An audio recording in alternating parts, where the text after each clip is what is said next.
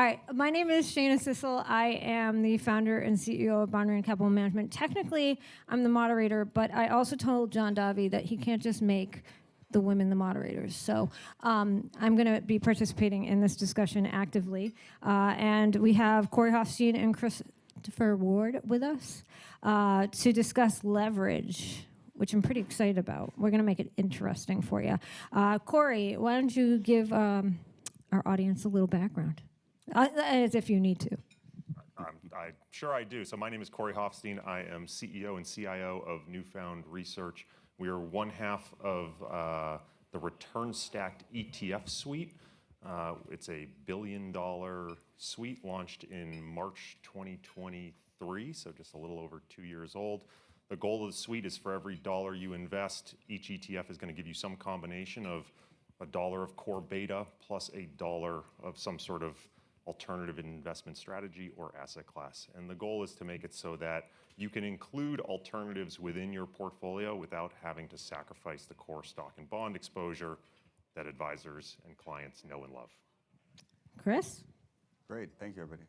So I'm Chris Ward. I've been with Bridgewater for 16 years, and right now I'm currently the portfolio manager of our new All-W ETF, which follows the all-weather strategy that we launched back in 1996 for institutions. And so that's a strategy that also is trying to use derivatives to unlock different things for investors. In our case, we use derivatives to try to create balance, right? We try to hold low-risk assets in the portfolio that are very complementary to stocks and bonds at a level of risk that's more comparable so that you can actually sort of have diversified portfolios and high expected returns. You don't have to feel this trade-off between diversification and returns, and it's derivatives that really unlocks that in leverage. So leverage is often treated as a dirty word, and I like to say that there is good leverage and bad leverage, and all of us use leverage every single day in our daily lives, because if you own a home and you have a mortgage, then you are using leverage. Credit card debt, that's leverage. Leverage is a lot of things. There's lots of different kinds of leverage. Synthetic leverage is the one that can have some risks to it that I think are worth discussing. So, as we kind of take on the idea of leverage, I want to start by saying it's not a dirty word, and it's not always adding risk to the portfolio. Sometimes it is, but sometimes it's not. As you guys think about the use of leverage, whether it be through return stacking or other methods, how do you look at the different ways to access and implement leverage? Yeah, I think the first thing we think is to, leverage can be really powerful when you're using it to unlock the benefits of uncorrelated or lowly correlated investments, right? Because that's when you're adding risk into the portfolio in a way that isn't sort of compounding your stock beta 1-to-1, and that's what unlocks the room for diversification. And so we, in our all-weather type strategies, we usually run these things at about 1.8 to 2 times levered. So you can think about that as for every dollar you invest in an all-weather strategy, you get about 200% exposure to assets. And we actually think that that translates to a risk level that's between stock and bonds, right? And so we think it translates to that lower risk level because when you're using leverage in liquid markets, in plain vanilla, transparently priced assets, and importantly, using leverage to increase diversification, not to do things like, single stock 3x YOLO trades, that is something that can be really powerful. And I think it's a totally misunderstood and underutilized concept in markets, right? We believed that at Bridgewater for a long time. Every portfolio uses leverage today, right? You're just probably getting it embedded in your corporate equity exposures. And so why should, the equities be higher risk and higher return and not the other asset classes? If you use a little bit of leverage in your bonds and put those bonds on similar risk terms as stocks, you get similar expected returns. And so equal amounts of risk in different asset classes that are fundamentally diversifying at similar levels of expected return once you've used the derivatives, we think is probably the most powerful building block of a strategic asset allocation, and one that I think, whether it's because of access or experience, most investors just have trouble accessing on their own. Yeah, I don't think the fear of leverage is inherently unfounded. I think people have pretty good intuition that leverage can send you sideways very quickly. If you look at the history of all major financial catastrophes, leverage is at the scene of the crime, right? But it's rarely there alone. It's typically there with some form of concentration risk and some form of illiquidity, right? And so leverage really just is an accelerant for both the good and the bad. My colleague Spencer over there came up with the idea of with leverage, you don't want lice. leverage that is illiquid, concentrated, and excessive. What you want is the type of leverage where you're using it to introduce diversifiers and alternatives. And you have to make some assumptions about correlations, and hopefully these aren't heroic assumptions that you're ultimately making. But the idea here is what leverage ultimately allows you to do is stop playing in the field where if you want growth, you only have equities, or if you want defense, you only have bonds. For advisors who are working with clients who are only comfortable with stocks and bonds, you don't have to make the trade-off anymore of when you add a diversifier, you have to sell something else and make room. You can now use leverage to add diversifiers on top of that core portfolio. And that's a really profound, powerful framework that unlocks a whole new level of portfolio construction, both from the return expectation side, but I also think from the client behavior side. So I like to say that there's all kinds of leverage, and synthetic leverage is the leverage that I get most concerned about. And also, whenever you're using derivatives, the further you get away from the underlying, right? So when you think about the financial crisis, it wasn't necessarily the MBS that was the problem. It was like the derivative of the MBS that was the derivative of the CLO kind of thing. And then you were getting much further away from what was under it, and it became far more opaque, right? You couldn't really see through to what your exposures were. So it's a lot harder to manage risk when you're not overly clear on what the underlying exposure you're trying to manage is. And so when you guys think about it, now, Corey, I always give you credit for return stacking in that philosophy, even though I know our friends over at Wisdom Tree, who like me better than you because they partnered with us, use it as well. But can you talk about that? Because I think we're going to hear a lot more about the 90-60 and this idea of return stacking for alternative exposure, because the number one question people ask when you think about where am I going to add alternatives into a client portfolio, I know that maybe I should be using alternatives, maybe I should be using low or no correlation asset classes to help manage risk in client portfolios, but where do I take it from? I don't want to take it from equities, and I don't normally recommend that because the equities are where your juice is, but I don't know if I want to take it from fixed income either, because isn't that inherently adding risk to the portfolio? Maybe I'm losing income, so where do I add it? So this concept of return stacking, which I give you full and total credit for, can you talk about it and the idea of this 90-60, which I think 5 years from now we'll all be talking about? So I appreciate the credit. I'm not sure I deserve it. The original idea traces its roots back to PIMCO in the 1980s with the concept of portable alpha. And it was my colleague, Rodrigo Gordillo, who came up with the phrase, if I have a superpower, it was just maybe marrying these things and promoting it. That's half the battle, though. Yeah. I think if we had a blank piece of paper and we were to sit around objectively, I think what Bridgewater does is actually the right way to invest. The reality is most clients aren't actually starting with a blank piece of paper. If I go to most financial advisors that I work with, if I look at a dollar-weighted basis in their portfolio, most clients have a 60-40. We all talk about the 60-40 because that is just the canonical example of where money is typically around for most advisors. So the question becomes when you go to add alternatives, and in my career, it's been all sorts of liquid alternatives that people have tried to add. The question is, what do you have to sell to make room, right? We heard on a panel earlier today, do you go from the 60-40 to the 60-20-20? Well, that choice, right, is really what you're saying, I'm going to go long some gold and sell short some bonds relative to my benchmark. And so the choice there is not just one about return expectation and risk. What does that choice do to your portfolio? But also about client behavior. Can the client tolerate being in gold versus bonds? What return stacking does through leverage is you don't have to make that choice anymore. Instead of going from a 60-40 to a 60-20-20, return stacking allows you to say, I'm going to buy a product, for example, that for every dollar you invest gives you $1 of equity plus $1 of gold exposure. Sell 20% of your equities, buy 20% of this product. You now have a 60-40-20. You just added the gold on top, right? And so if gold goes sideways for a while, the client is still getting the 60-40 experience. If we have what we're seeing today, where gold is on a rip, all of a sudden it becomes additive to the portfolio. But the hurdle it has to cross, both from a return perspective and a behavioral perspective, is not what it replaces. It's just on the return side is, does it beat the financing cost, which is basically T-bills? And then the behavioral side is, what does it do when added on top of a 60-40? But for those lost decades that most assets go through, especially alternatives relative to the core stocks and bonds, you no longer have to have that behavioral trade-off. And so that's, to me, the really powerful framework of using leverage to help enhance sort of that core 60/40 that most clients have as their starting portfolio. Yeah, and I would say that's something that we very much agree with internally. I think Ray was on Twitter this weekend answering a bunch of questions about gold. And Ray was basically recommending people allocate to it strategically, largely in the way you were describing, not necessarily using the specific capital efficiency in that ETF, but the idea of saying, if you add something like gold as an overlay, rather than fund it from something that you believe or trust that risk premium, that long-term positive expected return more, you can access that diversifying contra-currency, sort of risk-off, safe haven asset without having to then constantly compare it against the S&P 500 as your benchmark over time. It becomes, does it have a positive expected return? Does it protect you at the times that I need it? It just, again, back to what we said a little bit earlier, like you don't have to choose between diversification and returns when you're using instruments that allow you to put on overlays and return stacking and capital efficiency and stuff like that. I think it's something that more investors benefit from.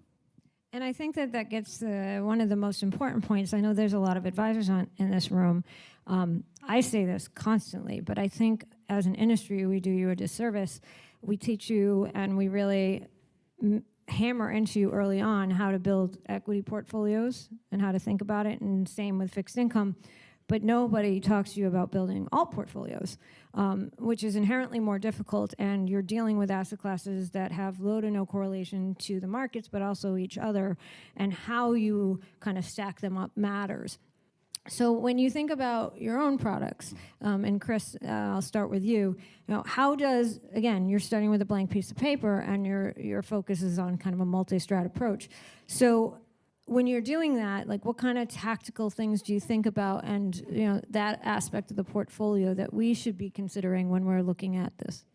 Yeah, so we're not doing anything tactically in the all-weather ETF. It's just strategic asset allocation. But in terms of the blank sheet of paper we started with, we tried to build a strategy just based on first principles about investing, right? What drives the relative price movements across different asset classes? What causes some to go up at some times while others are going down at a sort of root fundamental level, not at a correlation level, not at a statistical level? And there's a long story behind this, but the gist answer is that we identified growth and inflation as the two most important macro drivers of relative price movements across asset classes. You know, growth better than expectations is great for stocks, great for spreads, great for other types of assets, and reliably bad for bonds, bad for gold, bad for inflation-linked bonds, that sort of thing. You can work through that framework across all the major liquid asset classes. And our risk budget is we decided the thing we want to diversify to, and the thing we want to be balanced to is growth and inflation surprises. So we allocate risk equally to assets that reliably produce returns when growth is good and when growth is bad. And we do the same thing for inflation. So we're trying to use under sort of loved or underrepresented asset classes in the typical 60/40 approach to just build a different type of return stream that in theory is more resilient, more robust, and can sort of sustain through a wider range of conditions than the disinflationary growth that pretty much anybody in a 60/40 portfolio is reliant upon to produce returns. And so that was our white sheet of paper. It does have the challenges that Corey mentioned earlier. That it's very different from the 60/40. And so I think that even institutionally, those who are true believers in it for the last 20 or so years, like even the true believers in our institutional client base are not rolling out there putting half of their money in it, right? Because again, there's boards, there's peer risk, there's tracking error, there's expectations, you know, there's all those sorts of things. But I think that a lot of people do look to it as an efficient one-stop shop to say, hey, if I were to allocate in a strategy like this, I'm getting stocks, I'm getting bonds, I'm getting geographic diversification, I'm getting exposure to real assets, and I'm not forced to sell something, right? I'm not forced to sort of lower my return to go do it. So for us, we took a bit different approach, which was we didn't want to provide a prescriptive solution. We wanted to provide building blocks. So our suite currently has 7 ETFs, and you'll find everything from a fund where if you give us $1, we'll give you $1 of S&P plus a mix of Bitcoin and gold on top. We've got a fund that if you give us $1, we'll give you $1 of treasuries plus $1 of merger arb on top, right?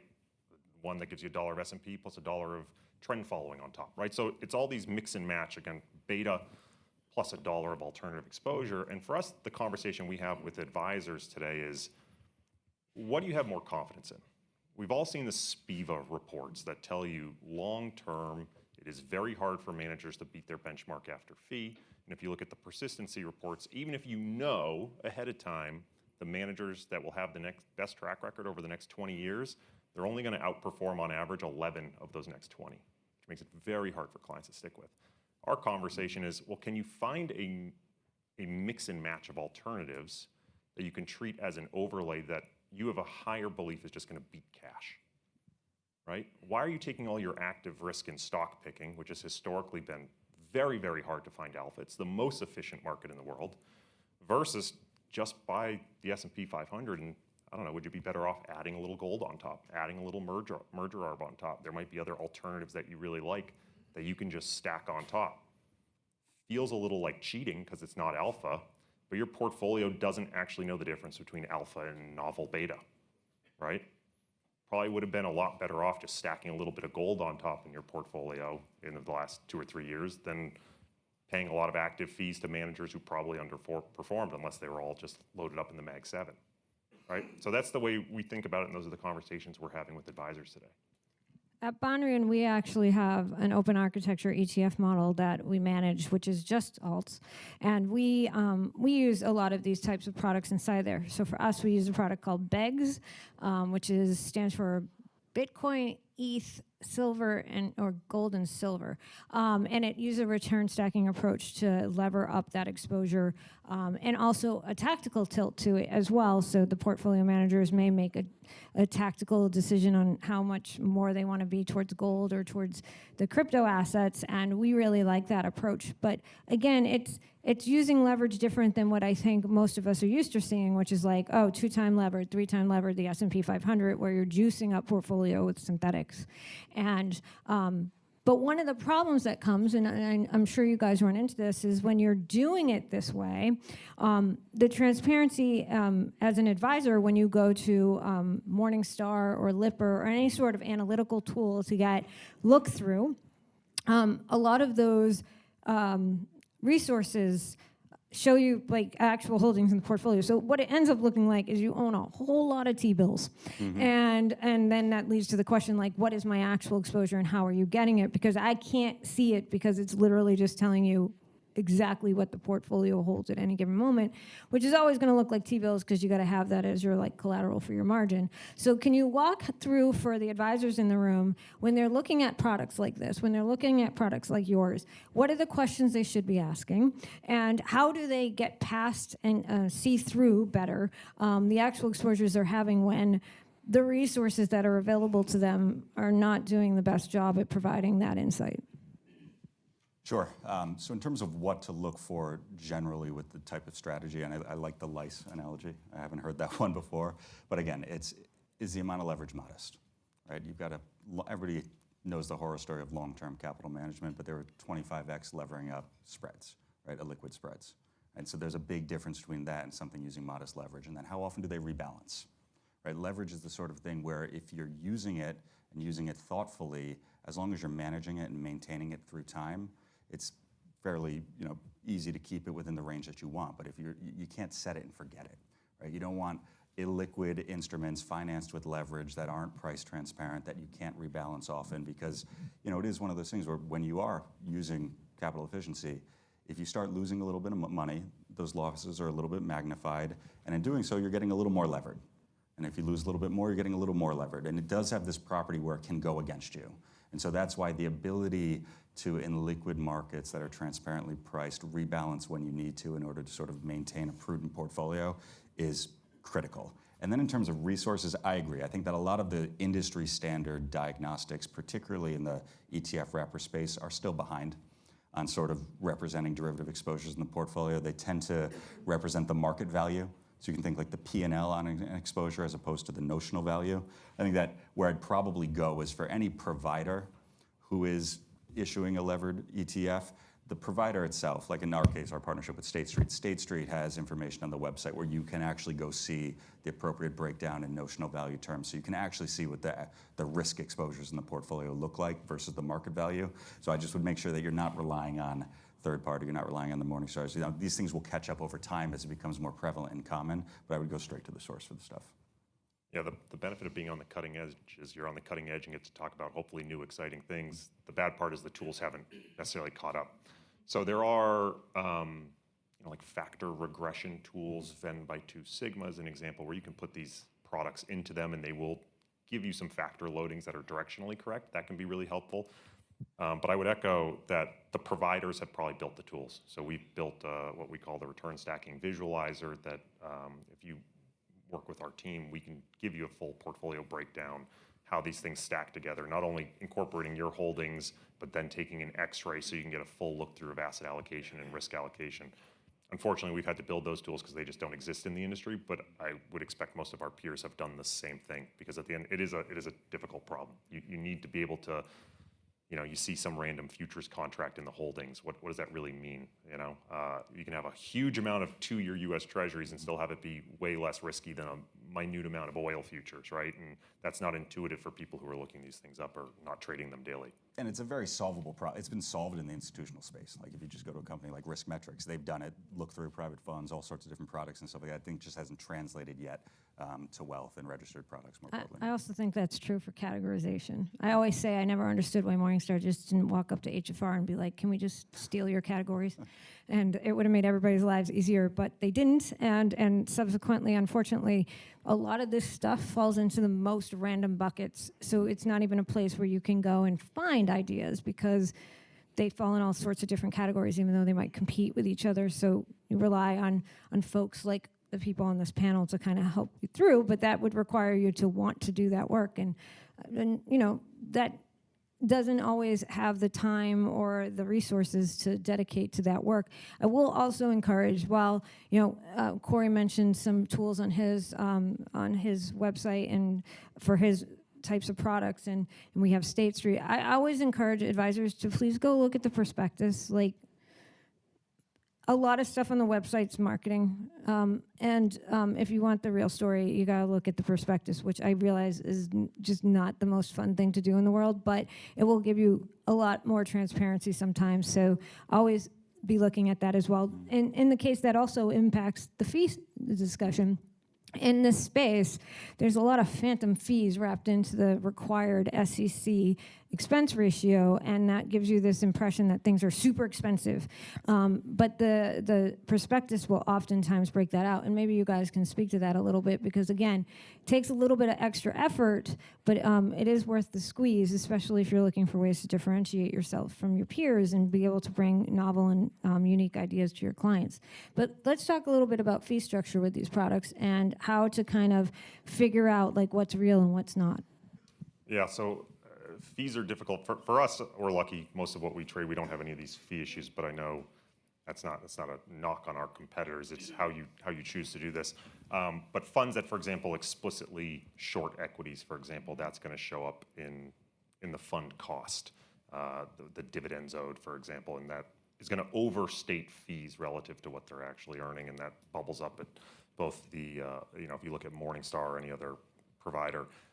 On the other side is you can hide fees using swaps, where when you get an asset exposure on swap, there's usually going to be SOFR plus some spread.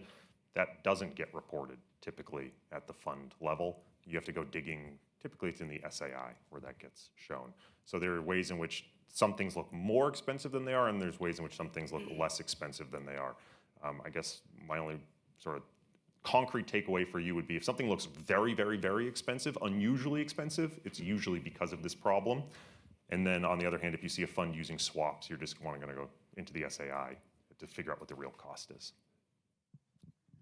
Don't have too much to add to that. Okay, so this was not on any of your bullets from our pre-panel planning, but I do think it's worth a discussion because it never comes up on these panels, but it's an important one for the advisors in the room, which is when you use leverage and you use derivatives, even in the ETF wrapper, there are tax consequences.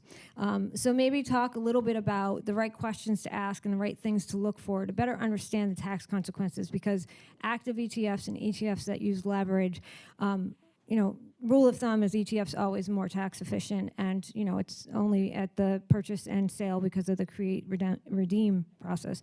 But that doesn't work the same way in active ETFs or ETFs that use derivatives. So maybe touch on that a little bit.